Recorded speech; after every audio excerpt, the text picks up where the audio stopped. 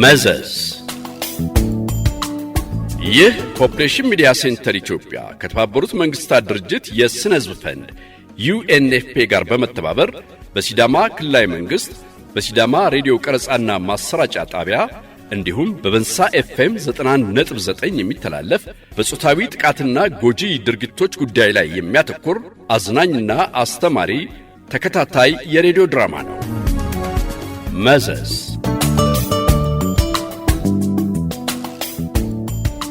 ጤና ይስጥልን እንደምሰነበታችሁ አድማጮች። በጾታዊ ጥቃትና ጎጂ ድርጊቶችን በመከላከል ላይ ያተኮረው መዘዝ ተከታታይ የሬዲዮ ድራማን ይዘንላችሁ ቀርበናል። ያው እንደምታውቁት ድራማው ክፍል 9 ላይ ደርሷል። የዛሬውን ድራማ ከማቅረባችን በፊት ግን ባለፈው ሳምንት የተላለፈውን ጥቂት እናስታውሳችሁ። በአቶ ከበረ መኪና ተሳፍረው ወደ ቤታቸው በመሄዳቸው ደስታ የተሰማት ሰላም ስለ መኪናው እያደነቀች ነበር። ፍሬ ግን ብዙም ደንታ የሰጣት አትመስልም። ይህንን የሰማው መምህር ከድር ደግሞ ለመሆኑ ትናንት የማን መኪና ውስጥ ገብታችሁ ነው ሄዳችሁት ሲል ፍሬን ጠይቋታል። ቀጥታ ወደ ቤታቸው ያደረሳቸው መሆኑን ከሷ መልስ ቢያረጋግጥም ራስሽን ጠብቂ ሲልም አስጠንቅቋታል። አቶ ግርማ ወደ ቤቱ እየገባ በነበረበት ጊዜ ጥሩ ቀንን ቤቱ መግቢያ ላይ አግኝቶታል። ወይዘሮ ካሰችም ወደ ቤት እንዲገባ ጋብዘዋለች። ጥሩ ቀን ለነ ወይዘሮ ካሰች ፍሬንና ጓደኛዋን ሰላምን ስለሸኛቸው አቶ ከበረ እየነገራቸው ነበር። እነ ፍሬን በመኪና የሸኟቸው በመንገዳቸው ላይ ጫካ አስቸግሯቸው መሆኑንም ጨምሮ ገልጾላቸዋል። ፍሬ ግን ይህንን ጉዳይ ለእናቷም ሆነ ለአጎቷ ለአቶ ግርማ አልተናገረችም። ይህን የሰማችው ወይዘሮ ካሰች ደግሞ ዝናሽ ልጇ ትልቅ አደጋ ውስጥ እየገባች እንደሆነ ቶሎ ብላ መስማት አለባት ስትል ስጋቷን በመናገሯ አቶ ግርማ በጉዳዩ ላይ ከፍሬ እናት ከወይዘሮ ዝናሽ ጋር ለመመካከር ወደ ቤታቸው ሄዷል። ወይዘሮ ዝናሽ በሚሰሙት ወሬ ድንጋጤ ላይ እንዳይወድቁ እያወዛ ጫካ ፍሬን እያስቸገረ ስለመሆኑ መስማቱን ነግሯቸዋል። መፍትሄው ምን ሊሆን እንደሚችል እያሰቡ ቢሆንም ይህ ነው የሚባል መፍትሄ ግን አላገኙም። ወይዘሮ ዝናሽ የራሳቸውን የልጅነት የትዳር ታሪክ በማስታወስ ፍሬም መዳር የሚለው አማራጭ አልታያቸውም። ለጊዜው የፍሬ ትምህርት እንዳይቋረጥ ሰው እንዲያመላልሳት ማድረግ በሚለው ግን ተስማምተዋል። አቶ ግርማ ለዛሬ ጥሩ ቀን ፍሬን እንዲያመጣት መንገራቸውን ሲሰሙ እናቷ እንደ መደንገጥ ብለው ነበር። ዛሬስ ቀጣዩ ታሪክ ምን ይሆን? ክፍል 9 መዘዝ ተከታታይ የሬዲዮ ድራማ ቀጥሎ መቅረብ ይጀምራል። ድራማውን እንድትከታተሉ በአክብሮት እንጋብዛለን። ከዛ በፊት ግን እንደ ሁልጊዜ ሁሉ የፖፑሌሽን ሚዲያ ሴንተር ኢትዮጵያን ተጨማሪ መልእክት እናስቀድማለን። ኢትዮጵያ የሴት ልጅ ግርዛትን ለማስቀረት ፍኖተ ካርታ አዘጋጅታ በቁርጠኝነትና በሰፊው በመንቀሳቀስ ላይ ትገኛለች። የተለያዩ ክልሎች ጉዳዩ ከሚመለከታቸው አጋር ድርጅቶች ጋር በመተባበር አበረታች እርምጃዎችን በመውሰድ ላይ ይገኛሉ። ይሁንና ድርጊቱ አሁንም በሀገራችን የቀጠለ በመሆኑ ሴት ልጆቻችንና እህቶቻችንን በግርዛት ለሚከሰት የደም መፍሰስ ኢንፌክሽን፣ በግብረ ስጋ ግንኙነትና በወሊድ ወቅት ለሚገጥም ስቃይ እንዲሁም በግርዛት ምክንያት ለሚደርስ አእምሯዊ መታወክና ማህበራዊ ጫና ተጋልጠዋል። የሴት ልጅ ግርዛት የሰብአዊና ስነ ተዋልዶ መብት ጥሰት በመሆኑ በህግ የሚያስቀጣ ሲሆን በሁሉም ሃይማኖቶች ዘንድም የተወገዘ እንደሆነ አባቶች ያስረዳሉ። ችግሩን ለመፍታት ልጃገረዶችና ቤተሰቦቻቸውን በእውቀት ማጎልበት፣ የእምነትና የባህል መሪዎችን ጨምሮ የማህበረሰብ ተሳትፎ ማሳደግ፣ የአገልግሎት ስርዓቶችንና ተጠያቂነትን በሁሉም ዘርፎች ማጎልበት፣ ልቆ አካባቢ መፍጠርና ማጠናከር፣ መረጃዎችንና ማስረጃዎችን ማሳደግና መጠቀም ይገባል። ስለዚህ የሴት ልጅ ግርዛትን የማስቀረት ኃላፊነት የሁላችንም በመሆኑ ችግሩን የሚያባብሱ እንደ ማህበራዊ፣ ኢኮኖሚያዊ፣ ሃይማኖታዊና ባህላዊ ድርጊቶችን በጋራ እንቃወም። ይህ መልእክት በዩኤንኤፍፒ እና በፖፑሌሽን ሚዲያ ሴንተር ትብብር የቀረበ ነው።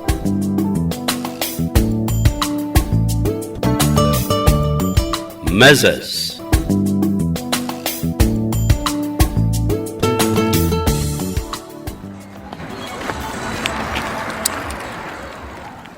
እንሂድ በቃ ሰላም። ተማሪ ሁሉ እኮ ወጣ። ምንድነው ቆመሽ የምታየው? እንሂድ፣ ረፈደብን እኮ። ቆይ እዛ ጋር የቆመው የትላንቱ ሰውዬ ነው አይደል? ማ ትላንትና ቤታችን ያደረሰን ሰውዬ ነው እዛ ጋር የቆመው መሰለኝ። ምን ሊያደርግ መጣ ደግሞ እዚህ አካባቢ ስራ ጀምሬያለሁ ሲል አልነበር እንዴ? አልሰማሽው? አልሰማሁትም። ለነገሩ አንቺ እኮ ጤነኛ ሰው ሲናገር በደንብ አትሰሚም። ይሄኔ ጫካ ቢሆን ኖሮ ሰምተሽው ነበር።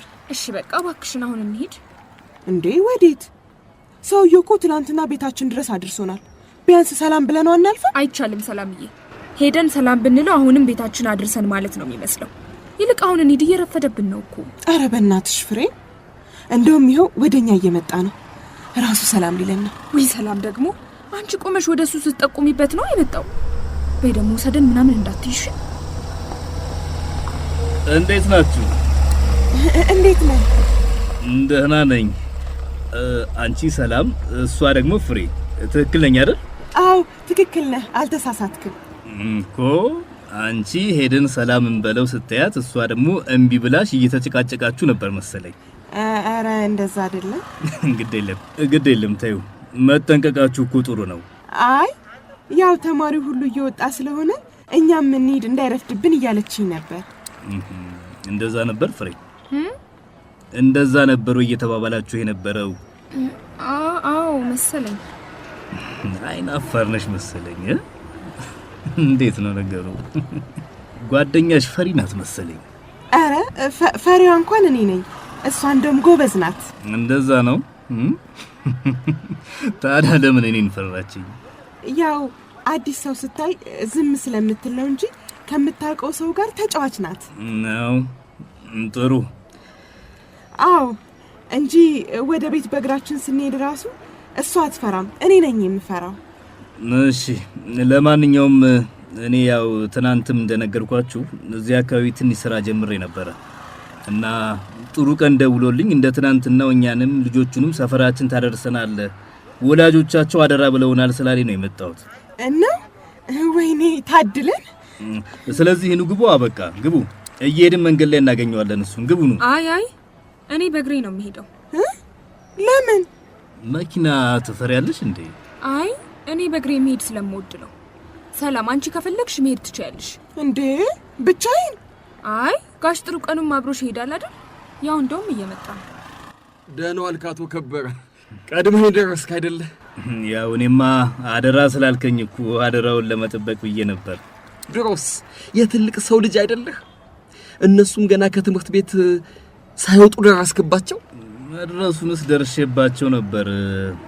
አልሄድም እያሉ አስቸገሩኝ እንጂ እነሱ። እንዴ ለምን? ምን ነው? እኔ እንጃ። ስማ፣ ልጅቷ ዛሬም አላመነችኝ መሰለኝ።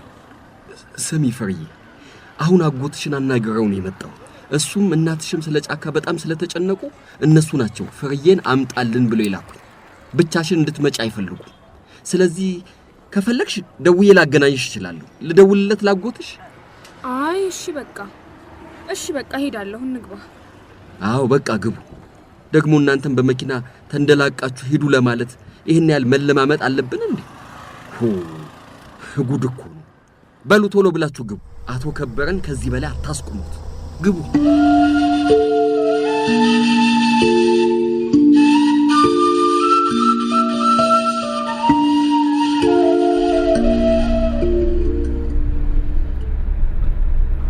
ያንቺ ሁሉ ነገርሽ ከዘመኑ ሰው ይለያል። ሰው በዚህ ዘመን ይሄንን የመሰለ መኪና ውስጥ አልገባም ብሎ ወገቡን ይዞ ይከራከራል። ኧረ በጣም ነው እኮ ደጅ አስጠናችኝ። ኧረ ዝም ብላ ነው ባክህ። እንዴ ቆይ ይሄንንማ ላጎቷ ነው የምነግርላት። ለነገሩ ቁጥብነቷን ወድጄዋለሁ። ዘንድሮ ምንም የሚታመን ሰው ስለሌለ መጠራጠሯ ልክ ነው። እና ቢያንስ እኔን እንኳን አታምነኝም? አንተን እኮ ሳይሆን እኔን መጠራጠሯ እኮ ነው የገረመኝ። ጥርጣሬም እኮ አጥራለሁ አይደለም እንዴ? በቃ ተዋት፣ አታስጨንቃት። ስለ እሷ ካንተ በላይ ጓደኛዋ በደንብ ታውቃለች። ጓደኛዋ ደግሞ ፍሬ ሰው እየለመደች ስትመጣ ተጫዋች ነች ብላኛለች። አይደለም እንዴ ሰላም? አረ በደንብ ትጫወታለች። አዲስ ሰው ስታገኝ ነው ዝም የምትለው። ሱስ እኔም ሳውቃት ጀምሮ ዝምተኛ ነች። አዎ ብዙ የማታውቀው ወይም ብዙ የማትቀርበው ሰው ስታገኝ ዝም ትላለች። እና እኔን አትቀርበኝም ማለት ነው? አይ እርሱንማ በጣም ነው የምታከብሩት። ታከብራለች እንጂ አትቀርብህም እያለች ነው። አረ እንደዛ ማለት አይደለም። ትልያግሽኝ እንጂ ምኑን? አሁን የተባባልነው ነው። እየሰማሽ አልነበረ? መጫወት ካልፈለገች አታስጨንቋት በቃ። አካሏ እንጂ ሐሳቧ እዚህ ያለ አይመስለኝም። ለነገሩ እሷም እኮ አይፈረድባትም። የዚህ መኪና ምቾት ሐሳብን እኮ ይሰልባል። እኔ ግን የተመቻት አልመሰለኝም። አረ በጣም ተመችቷታል። ፍሬ ያልተመቸሽም መኪናው አልወደድሽውም? አይ ጥሩ ነው እኮ። ይሄን እኮ እዛ ዳገቱ ላይ በእግራችሁ እየሄዳችሁ ቁና እየተነፈሳችሁ ነበር አይደለም? አረ በጣም እናመሰግናለን። በጣም እኮ ነው የገላገላችሁ። እኔም ምለው ያ ሰውዬስ ከዛ በኋላ ተተታኩላችሁ ያውቃል? አይ ከዛ በኋላ አላገኘ ነው። ካሁን በኋላማ ጫካ አጠገባችሁ ድርሽ አይልም። እንዳንተ አይነት ትልቅ ሰው እንደሚያውቁ ሲያውቅ ፈርቶ ይርቃቸዋል አይደለም እንዴ ፍሬ?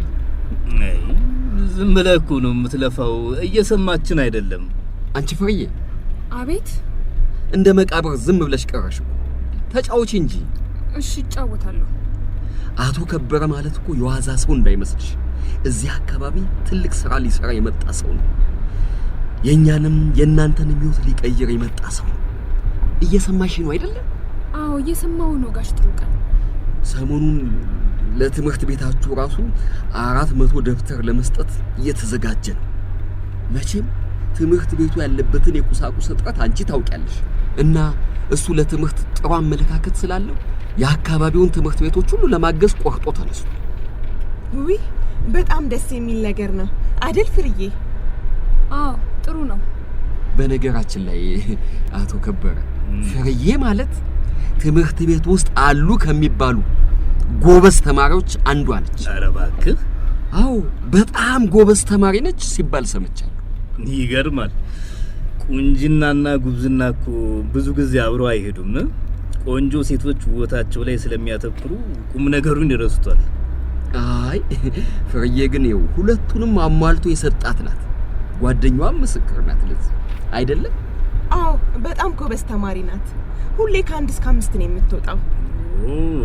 በጣም ደስ ይላል። በጣም እኔ ጎበዝ ተማሪ ወዳለሁ። በተለይ ደግሞ ሴት ልጅ ስትማር ማየት ያስደስተኛል። ወደፊት ሚስት ሳገባ ራሱ እስከ ማስተርሷን ማስተማራት። ይገርማል። መቼም አንተን ያገባች ሴት የታደለች ነች። የዘንድሮ ጎልማሳ እኮ እንኳን ሚስቱ እህቱም እንድትማር እኮ አይፈልግም። አይ ትምህርትማ በጣም ወሳኝ ነገር ነው። እኔ ደግሞ እንደሌላ ወንድ ሚስቴን ቁምጣና ካልሲ ማሳጠብ አይነት ሰው አይደለም። ራሱን ቁምጣውን ዲዛይን እንድታደርግልኝ ነው የምፈልገው። እንደዛ ነው። እውነት በጣም ደስ የሚል ነገር ነው። ሚስቱ ባልትና እንድትማርለት እንጂ ፊደል እንድትቆጥርለት የሚፈልግ ወንድ አላጋጠመኝም እስካሁን። ይሄማ አላቀርነት ነው። እኔ እንደዛ አይነት አስተሳሰብ የለኝም። በተለይ ደግሞ ሂሳብ በደንብ የምታውቅ ሚስት ካገኘው አብረን ቢዝነስ እንጀምራለን። ከዛ እኔ ሰርቼ የማመጣውን ብር እሷ ቁጭ ብላ ትቆጥራለች ማለት ነው። በቃ እኔ እዚህ ጋር ልውረድ፣ ደርሻለሁ። እንዴ መቼ ደረሽና ቤትሽ? ቤት ቀየራችሁ እንዴ? እኔ ሳላውቅ። አይ ይሄው በቃ ድልድዩን ተሻግሮ እኮ ነው። እና ታዲያ እናሻግርሻለና ያጎትሽና የእናትሽ አደር አለብን እኮ። ዛሬ ቤትሽ በር ላይ ሳትደርሺ ከዚህ መኪና ንቅንቅ አትይ።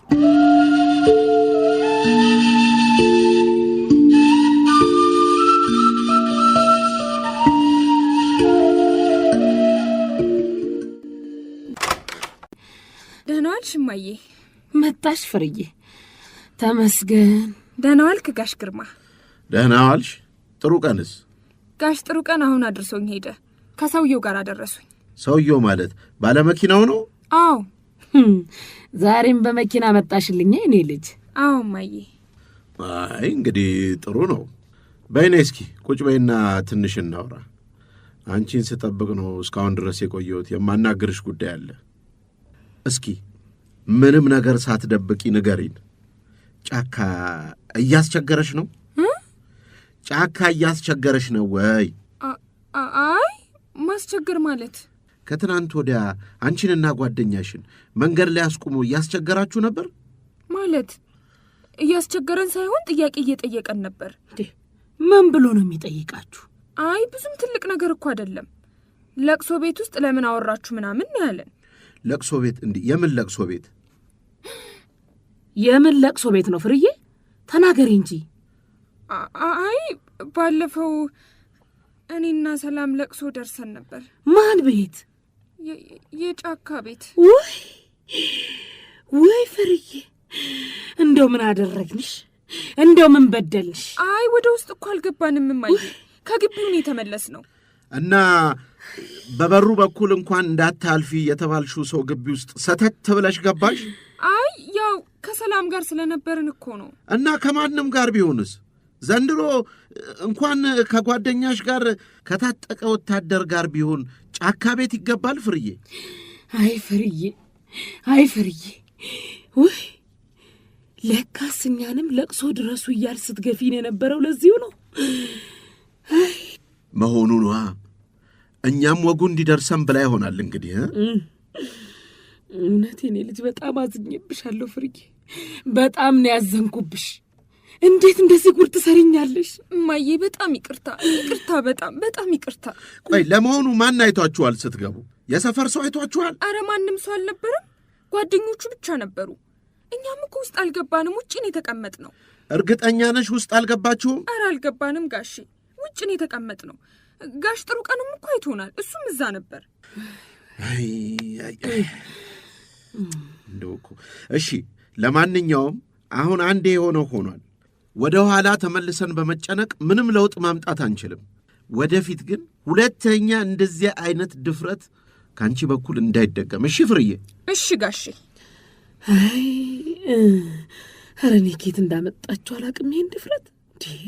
በዘራችንም እኮ የለ። እኔም እኮ በጣም ገርሞኛል እውነት ፍርዬ። ደፍረሽ ጫካ ቤት ገባሽ? ወይ እንደው እኮ እና አሁን ምን እያለ ነው የሚያስቸግራችሁ? ምንድን ነው እስቲ የሚጠይቃችሁ? ያው ለቅሶ ላይ ለምን አወራችሁ፣ ትልልቆቹስ ለምንድን ነው ያልደረሱኝ ብሎ ነው የጠየቀን። ከዚያ ስላልተመቻቸው ነው ስንለው ለቀቀን በቃ። እንዴ እጃችሁንም ይዞ ነበር? አረ ምንም አልያዘንም፣ በስነ ስርዓቱ ቆሞ ነበር ያናገረን። ከዚያ መልስ ከመለስንለት በኋላ ሂዱ አለን። እኛ ግን የሰማነው ጫካ በጣም እንዳስፈራራችሁና ከዚያ በኋላ በዚያ መንገድ ላይ እንኳን ለማለፍ እንደተሳቀቃችሁ ነው። አይ ያው ሰላም በጣም ፈሪ ስለሆነች እንደዛ ተናግራ ይሆናል። እኔ ግን ያን ቀንም ቢሆን በአጋጣሚ ነው ያገኘን እንጂ እኛን ሆነ ብሎ ጠብቆ ያገኘን አይመስለኝም። ከዚያ በኋላም ደግሞ አይተነው አናውቅ። አሁንማ እንዴት ታዩታላችሁ? እድሜ ለጥሩ ቀን ጓደኛ። መንገዱን በመኪና እያቋረጣችሁ ስለምትመጡ አላያችሁ ይሆናል እንጂ ይሄኔ መንገድ ላይ እየጠበቃችሁ ይሆናል። እኔ ግን አይመስለኝም እማዬ፣ ያን ቀንም እኮ ያገኘን በአጋጣሚ ነው። እሺ እንግዲህ ይሁንልሽ። ለማንኛውም ሰሞኑን በጣም መጠንቀቅ አለብሽ ፍርዬ። ለጊዜው ዘላቂ መፍትሄ እስከምናገኝ ድረስ ከትምህርት ቤት ከጥሩ ቀን ጋር ትመላለሻለሽ። እሱም እዛ አካባቢ ሥራ ስለጀመርኩ ኃላፊነት ወስጄ መልሳታለሁ ብሎ ተስማምቷል። ግን ጠዋትስ ማን ሊሸኛት ነው ግርማ? እኔ እንደሆን ከደጃፉን ማለፍ እየተሳነኝ ነው። አንተም እንደው ሥራ አለብህ። ጠዋት እንኳን መንገዱ ላይ ብዙ ሰውም ብዙ ግርግርም ስለሚኖር ብቻዋን ብትሄድም ችግር የለውም። የሰፈሩ ሰው ራሱ ይጠብቃታል። ሲመለሱ ግን መንገዱ ላይ ሊመሽባቸው ስለሚችል ከጥሩ ቀን ጋር ይመለሳሉ። ጋሼ እኔ ግን ከኔ ጋር ጨርሰናል ፍርዬ። እኔና አንቺ በዚህ ጉዳይ ላይ ከዚህ በላይ የምናወራው ነገር አይኖረንም። የቀረውን ደግሞ ከእናትሽ ጋር ጨርሱ። አረ ከእኔም ጋር ጨርሰናል። በቃ ከዚህ በላይ ምን ማለት እችላለሁ ብለህ ነው? በጣም ይቅርታ እማዬ፣ የእውነት ላስከፋሽ አስቤ አልነበር። አይ ይሄማ በይቅርታ ብቻ ይታለፋል ብለሽ ነው ፍርዬ? ያንን አውሬ እንዴት አጥብቀን እንደምንፈራው እያወቅሽ ጭራሽ ዋሻ ውስጥ ገብተሽ አፍንጫውን አሽትተሽ ትወጫለሽ። አሁን ሰውስ ቢሰማ ምን ይልሻል? አዎ ግን ያን ቀን ጠዋት እኮ በጣም ሲያለቅስ ስለሰማሁኝ አሳዝኖኝ ነው። አሳዘነሽ? አይ አንቺ ይልቅ ለእኔ ነው ልታዝኝልኝ የሚገባው የኔ ልጅ። እኔ እኮ የአባትሽን ሐዘን ልቤን የደቆሰኝ ሴት ነኝ። ሌላ ከባድ ሐዘን የሚሸከም አቅምም የለኝ። የምኖረው ለእናንተ ስለው የመኖር አቅሜ እናንተ ብቻ ናችሁ። አይ ለማንኛውም አሁን አጎትሽ እንዳለው ከዛሬ ጀምሮ ከጥሩ ቀን ጋር ከትምህርት ቤት ትመለሻለሽ። እኔ ደግሞ እንደተለመደው እየጸለይኩኝ በር በሩን እያየው በተስፋ ጠብቅሻለሁ። በቃ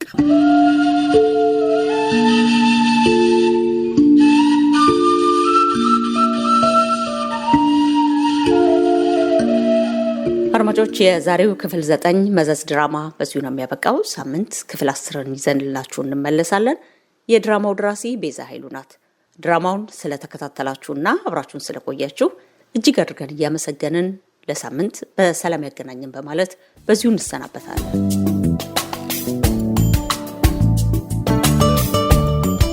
መዘዝ። ይህ ፖፕሌሽን ሚዲያ ሴንተር ኢትዮጵያ ከተባበሩት መንግስታት ድርጅት የስነ ህዝብ ፈንድ ዩኤንኤፍፒ ጋር በመተባበር በሲዳማ ክልላዊ መንግስት በሲዳማ ሬዲዮ ቀረጻና ማሰራጫ ጣቢያ እንዲሁም በበንሳ ኤፍኤም 91.9 የሚተላለፍ በጾታዊ ጥቃትና ጎጂ ድርጊቶች ጉዳይ ላይ የሚያተኩር አዝናኝና አስተማሪ ተከታታይ የሬዲዮ ድራማ ነው። መዘዝ